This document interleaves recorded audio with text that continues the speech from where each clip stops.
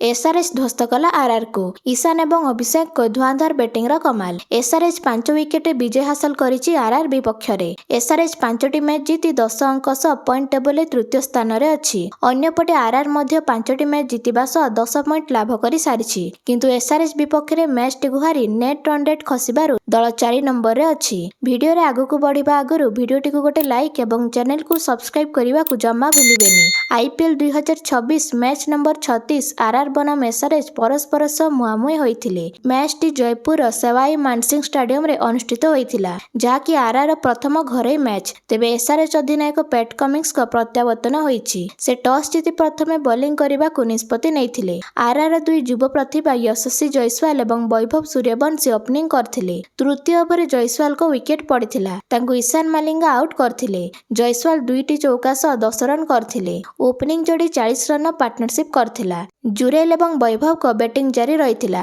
वैभव power play रे शेष over मात्र 15 बॉल रे निजर अर्धशतक पूरण करथिले। तेबे दल पावर प्ले रे 76 स्कोर करथिला। एणिकी सेट बैट्समैन ध्रुव जुरेल आउट होइतिले 13 ओवर रे। नीतीश रेड्डी तांको विकेट नेइथिले। फଳରେ जुरेल एवं वैभव को विशाल 112 रन पार्टनरशिप रो अंत घटिथिला। जुरेल 34 बॉल रे अर्धशतक पूरण करिबा सह 51 रन पारी खेलिथिले। से 8टी चौका सह गोटिए छक्का मारिथिले। अन्यपटे अधिनायक रियान पराग तृतीय विकेट पाई बैटिंग करबाको आस्थिले। तेबे वैभव सूर्यवंशी छक्का मारिबा सह निजर शतक पूरण करथिले मात्र 36 बॉल रे एवं 103 रन करी आउट होइथिले साकिब हुसैन को हातरू। से 12टी छक्का सह 5टी चौका मारिथिले। पर दोनावन फरेरा क्रीज को आस्थिले। फरेरा गोटिए पटे रन करुथिबा बेले अन्य पटे Riyan Parag bold होइथिले PAT Cummins को हातरू। पराग 7 रन रे आउट होइथिले। एणिकी 17 ओवर दल 191 स्कोर सहित 4टी विकेट हराइथिला। शेषरे दोनावन फरेरा हिटमैर एवं जाडेजा सह 228 रन स्कोर छेड़ा करथिले एसआरएच आगरे,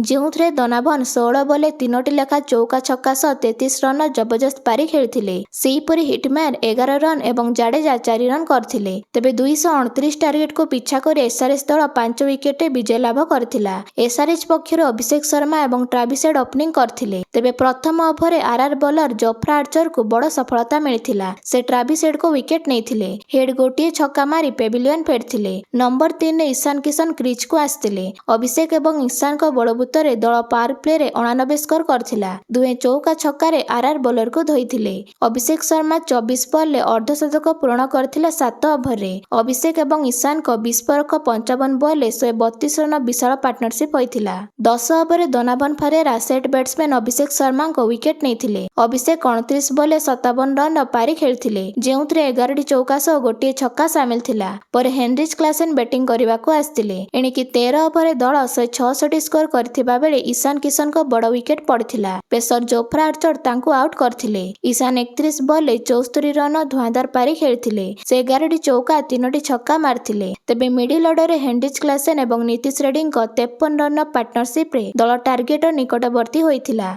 18 ओवर दुहींको विकेट पड़थिला, जाकी पेसर ब्रिजेश शर्मा नेइथिले। क्लासेन 24 बॉल रे 29 रन पारी खेलिथिले, जेउथरे 3टी चौका गोटिए छक्का शामिल थिला। अन्यपटे नीतीश रेड्डी 18 बॉल रे 36 रन करिथिले, 2टी चौका 3टी छक्का मारी। शेषरे सलील अरोरा को छक्का सह दल विजय हासिल करथिला। तेबे ईशान किशन को विस्फोरक 74 रन पारी दल को रन चेज करिबारे सफल होइथिला, जहा पई से प्लेयर ऑफ द मैच पुरस्कार पाइथिले। एणिकी आज डबल हेडर मैच रे खेला जाइथिबा मैच नंबर 35 रे पंजाब किंग्स विजय हासिल करिथिला डीसी विपक्ष रे। पंजाब 265 विशाल टार्गेट को चेज करिबारे सफल होइथिला। तेबे डीसी हारिथिबा सत्वे केएल राहुल को 152 रन अपराजित इनिंग्स पाई तांको प्लेयर ऑफ द मैच पुरस्कार मिलिथिला। एथि मध्यरे डीसी बॉलर लुंगिंगडी को मुंडरे गभीर आघात लागिबा कारणरू तांको एम्बुलेंस जगे हॉस्पिटल नेगला, जाकी समस्तक पई चिंतार विषय थिला। तेबे दर्शक बंधु माने आगामी डबल हेडर रे सीएसके बनाम जीटी एवं एलएसजी बनाम केकेआर मैच हेबाकू जाउची। आपण माने को दल को सपोर्ट करूछंती ता कमेंट माध्यम रे जणांतु।